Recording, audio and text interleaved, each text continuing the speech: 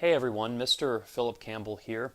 This is lecture number 9 in my honors course series for my class Modern American History, 1865 to 2000.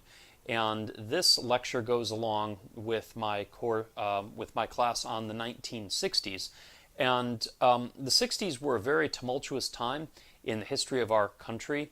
And what I want to talk about in this lecture was something we didn't really get a chance to get into too much in the PowerPoint, which is some of the fringe radical groups of the 1960s, both on the left and on the right. We talked about the civil rights movement. We talked about the backlash in the South and some of that stuff, but we didn't really talk about the full spectrum, the wide variety of different groups that were active during the 1960s.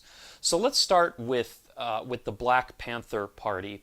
The Black Panther Party was a political party that was founded in 1966. Now, this began in Oakland, California, as armed citizen patrols of African Americans who banded together to I guess, challenge police brutality. Then, as today, there was a lot of controversy about white on black police brutality. And the Black Panthers began as citizen patrols that banded together to kind of keep an eye on police activity or defend blacks against police brutality. Now, the success of the Black Panther movement led it to turn into a political party. It expanded to offering other community programs in depressed black neighborhoods and later moved on to political action.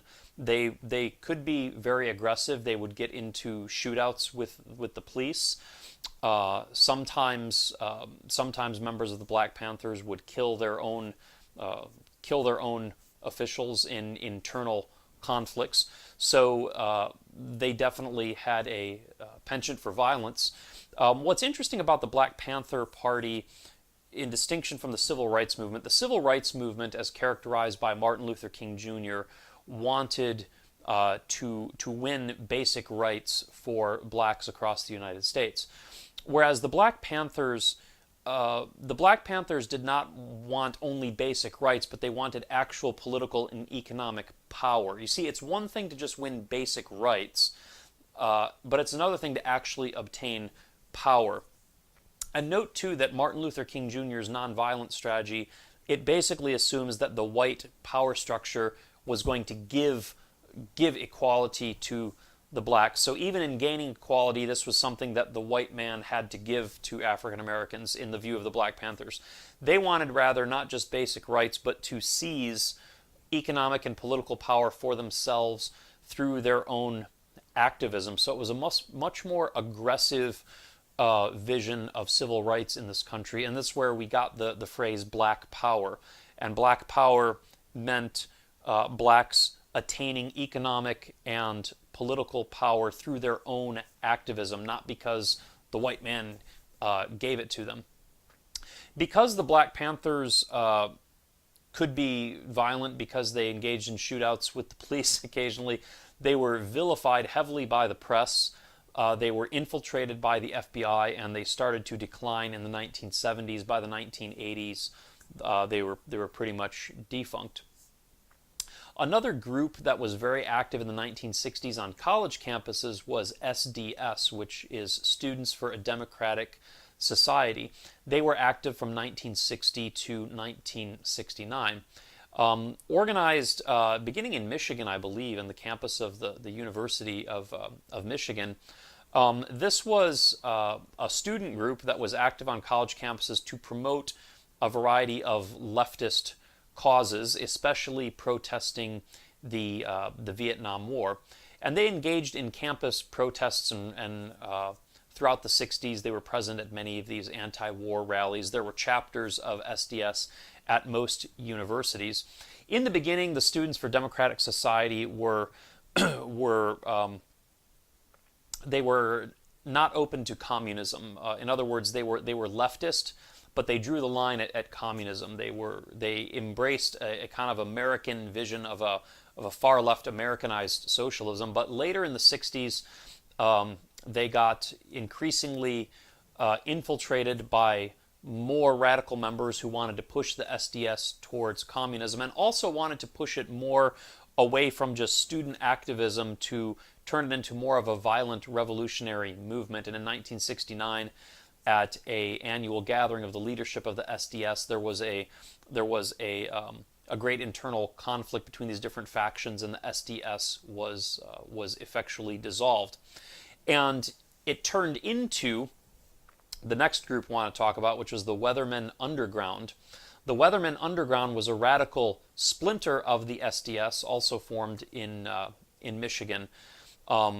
As the SDS was increasingly taken over by communists, there was this increasing interest in actually beginning a revolutionary action against the United States government, and that's what the Weathermen Underground were. They were a group that rejected peaceful protests. They wanted to form violent revolutionary committees that would actually wage war against the United States government for the purpose of destroying capitalist imperialism in their view, and ultimately establish communism. So these were open admirers of Mao and Marx and the luminaries of the communist movement.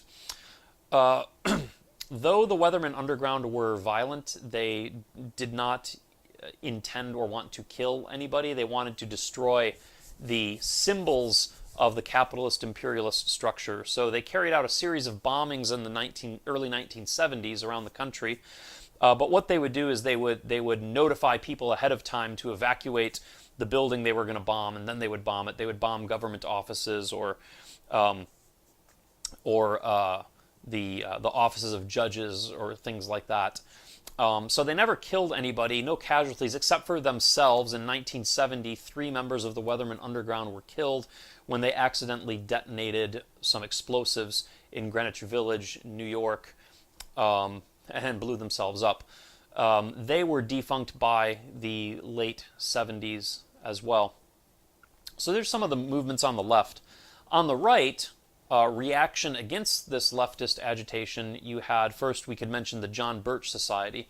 The John Birch Society was founded in 1959 by a rich businessman named Robert Welch, who was famous for inventing the candy sugar daddies. You know those candy? These are the ones that you get at Halloween that everyone throws out. The little I don't know, like the molasses candy in the yellow wrapper, the sugar daddy. The John Birch Society was conservative. Very conservative, opposed the civil rights movement entirely, and opposed communism, very anti-communist, but also anti-civil rights. It was generally acknowledged that the civil rights movement, certain aspects of it had been infiltrated by communism, but the John Birch Society asserted that the civil rights movement actually was created by communists, that people like Martin Luther King Jr. were communist agitators. The John Birch Society opposed the Civil Rights Act of 1964. They believed the U.S. government and the Russian government were both under control of the same group of international globalist bankers who were trying to set up a new world order and a one world government. So they were essentially, John Birch Society was like the InfoWars of the 1960s, the Alex Jones of the 1960s. As far as their activism, they distributed pamphlets, hosted speakers, produced literature, and they really pioneered grassroots political lobbying, such as we see today, the kind of grassroots organization that is now used by groups like the NRA or the AARP and other political action committees. They were strong supporters of the presidential campaign of Barry Goldwater in 1964. Goldwater ran against Lyndon Johnson and is considered one of the forefathers of modern conservatism. But essentially the downfall of the John Birch Society is they pretty much defaulted to everything is a communist conspiracy. They got a little reckless. They were eventually shunned by the Republicans and other mainstream conservative outlets as being on the fringe. Speaking of the fringe, we have to mention the Ku Klux Klan. The Klan, of course, founded in Reconstruction and then had a moment of resurgence in the 1920s. It came back again in the 1960s in the wake of the Freedom Rides and the Civil Rights Movement in the South. The Klan of the 1960s was not a massive centralized organization like it was in the 20s. It was a bunch of splintered cells operating independently across the South. Their main activity was carrying out bombings and occasionally murder, as in the case of the killing of 3 civil rights workers in Mississippi in 1964 that we mentioned in the lecture. However, into the 1970s, they too were highly infiltrated by the FBI. They were rent by internal divisions and paranoia. And the passage of the Civil Rights Act of 1964 and the desegregation over the 60s made fighting against segregation a losing battle for the Klan. And so in the 70s, they shifted their activity from bombings and killings into stuff like protesting court-ordered busing, protesting affirmative action, desegregation. They still are always going to have a violent streak to them, but they move into more from a clandestine guerrilla violence sort of model into more of a public protest, rallies in public to protest desegregationist policies.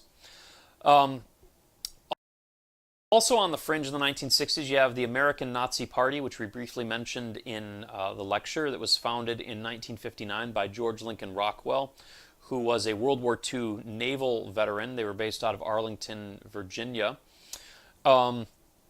Rockwell and the American Nazis also believed that the civil rights movement had been infiltrated by communists and was being stirred up by communists.